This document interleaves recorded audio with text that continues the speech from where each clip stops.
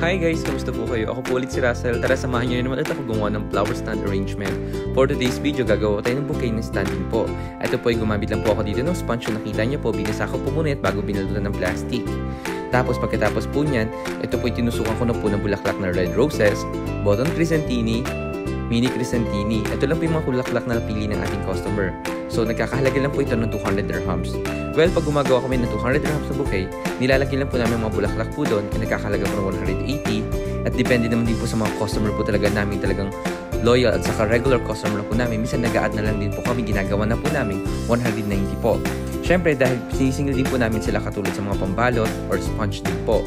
Katulad po nito, ginamitan ko lang po ito ng black cover dahil ang request ng customer ay gusto niya daw black. First date niya daw po ito sa Dubai.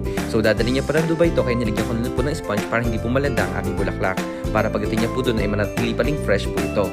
At ayun nga po, kung mapapansin niyo, nilagyan ko po ito ng shipap na kusan po yung parang rainbow ang kulay niyo po. Nilagyan ko po yun ng pambalot na 4 na piraso na hinati ko lang din po, na ginupit-gupit ko lang din po yung iba. Yung isa po sa likod, ng pinaka-main po ay po isang buo.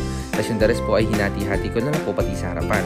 As you can see din po, nilagyan ko rin po pala ito ng Korean black.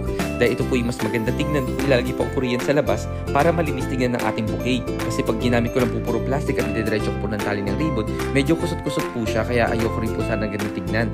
Dahil lagi ko talagang pinapanatili malinis ang aming flower arrangement para sa satisfaction ng aming mga customer.